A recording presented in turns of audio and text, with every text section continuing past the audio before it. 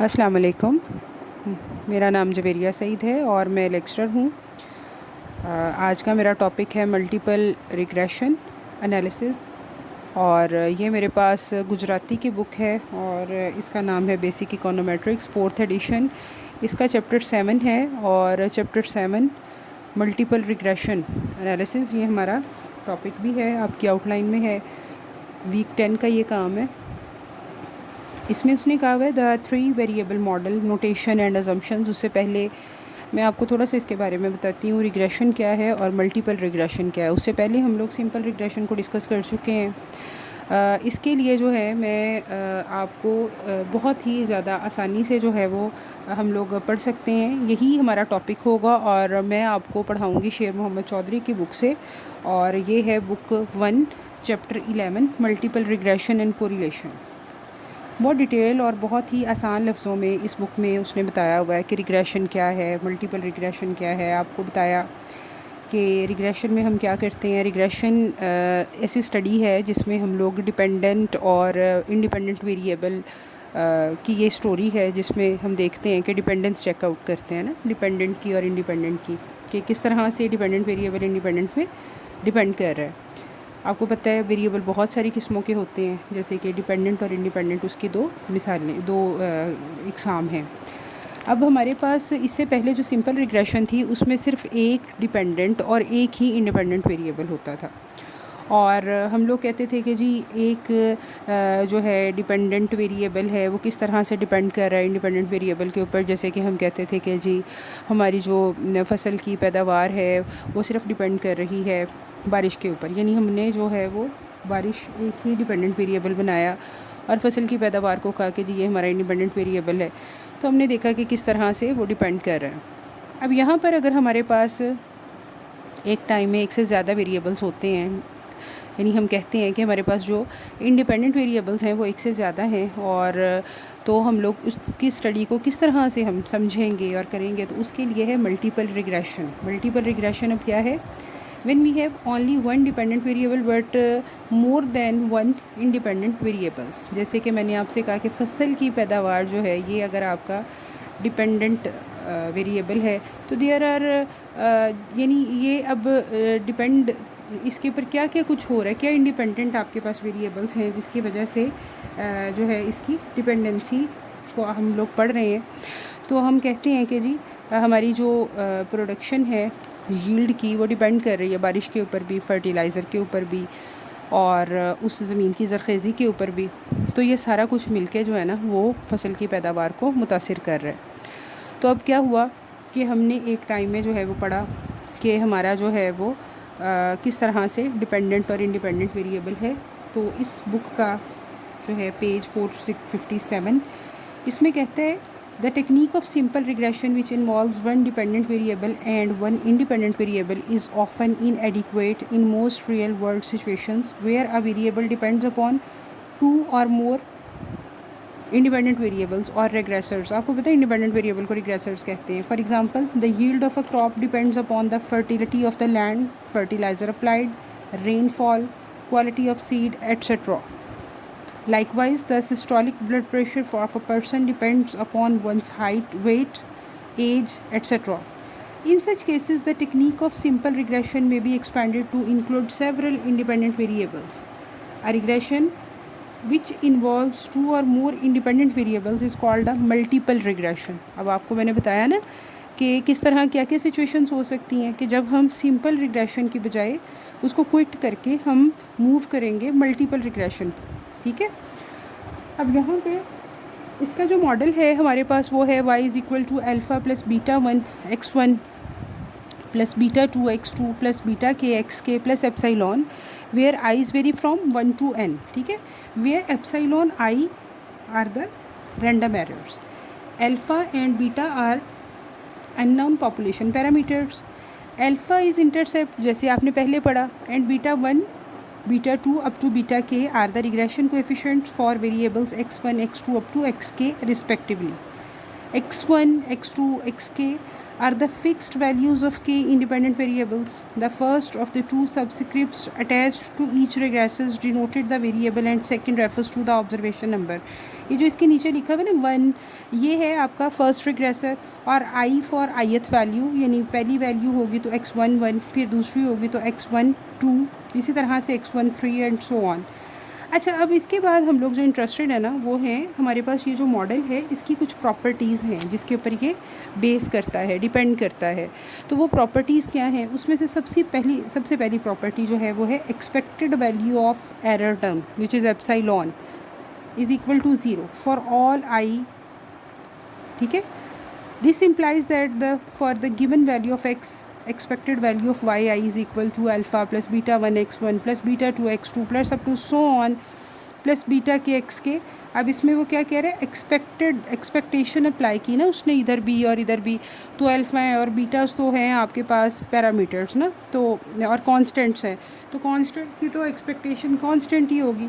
तो अभी वो कह रहे हैं कि इसकी एक्सपेक्टेशन जब आप अप्लाई करेंगे तो ये ज़ीरो होगी. ठीक है, ये रूल है, ये अजम्पशन है इसकी जिसके ऊपर ये मॉडल बेस कर रहा है. उसके बाद दूसरी बात क्या है, दूसरी बात कह रहे जी variance of error term is constant. Variance जो है एरर टर्म का वो तमाम वैल्यूज़ के लिए वो होगा आपके पास expected value of epsilon square is equal to sigma square. वैसे तो आपके पास जो है वो ये जो आपका वेरिएंस है उसका फार्मूला क्या होता है, आपके पास जो वेरिएंस का फार्मूला है वो होता है वेरिएंस ऑफ एप्सिलॉन, है ना. तो ये होगा expected value of epsilon I square minus expected value of epsilon whole square के. ठीक है, अब अभी तो आपने उसको कहा है कि एक्सपेक्टेड वैल्यू ऑफ एप्सिलॉन जो है वो ज़ीरो होगी.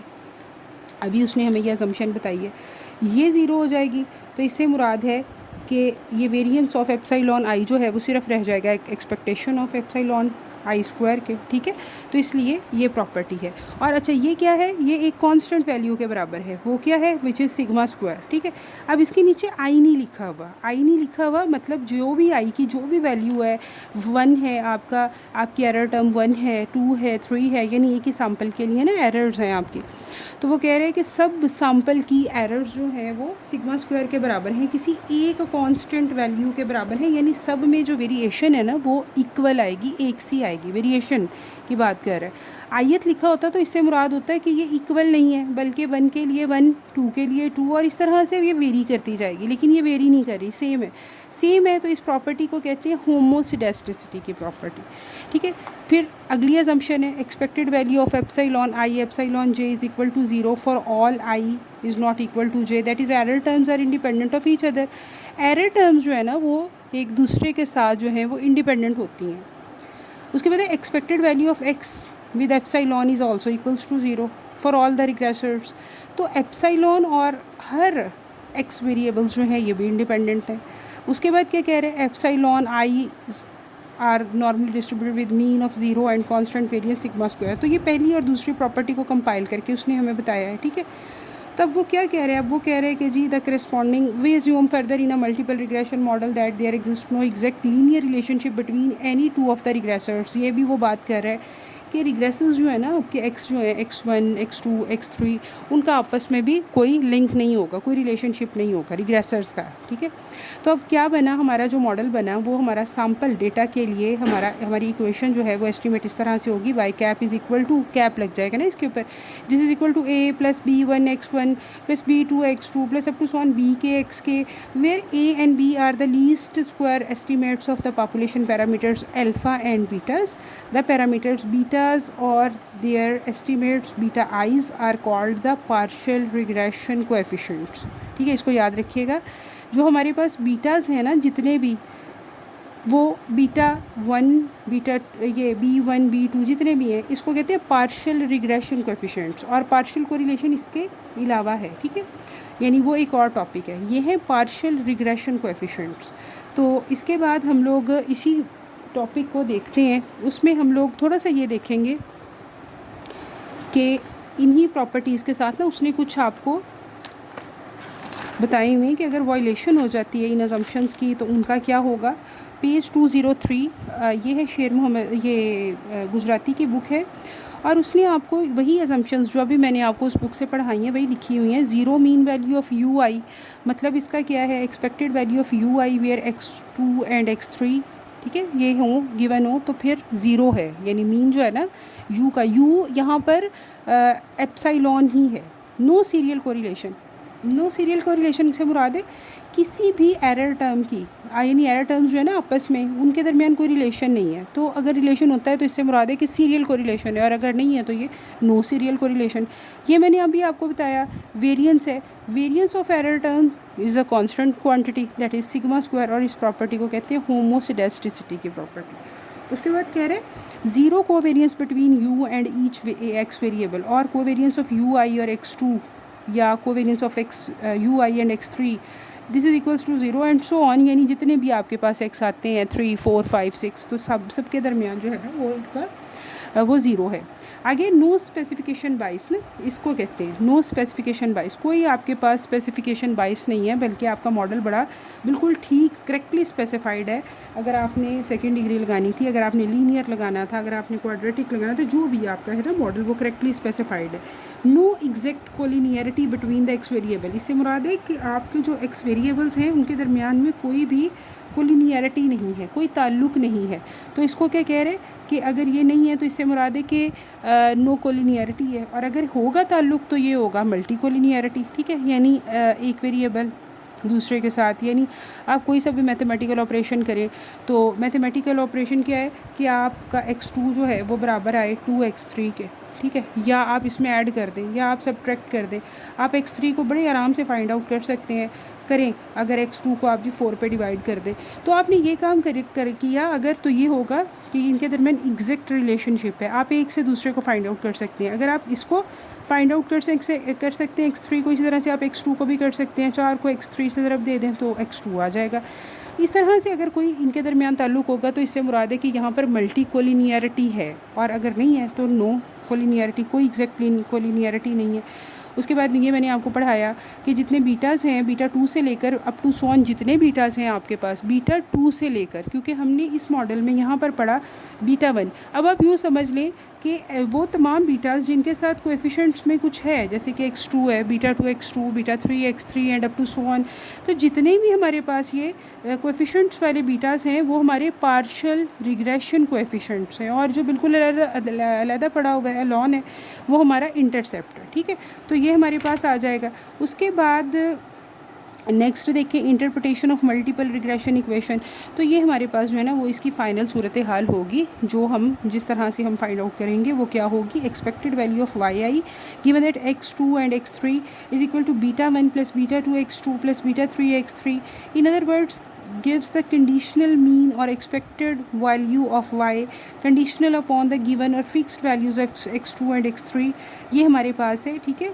उसके बाद है पार्शियल रिग्रेशन कोएफिशिएंट्स को समझे कि क्या होता है। This is also called partial slope coefficients, इनको स्लोप कोएफिशिएंट्स भी कहते हैं, ठीक है। तो आज जो है वो मैं आपको ये इतना ही बता रही हूँ। इंशाल्लाह नेक्स्ट में मैं आपको बताऊँगी कि किस तरह से कौन कौन से मेथड्स हैं जिसके साथ हम पार्शियल पार्शियल रिग्रेशन कोएफिशिएंट्स को और इंटरसेप्ट को मल्टीपल रिग्रेशन में फ़ाइंड आउट कर सकते हैं। इसको अच्छी तरह से समझें, देखें, ठीक है। और अगर आपको वीडियो पे समझ आ जाए इस टॉपिक की तो लाइक करें और इसको शेयर करें, चैनल को सब्सक्राइब करें, ठीक है। फन न्यूमेरिक्स इस चैनल का नाम है, और इस वीडियो को शेयर करें। Thank you.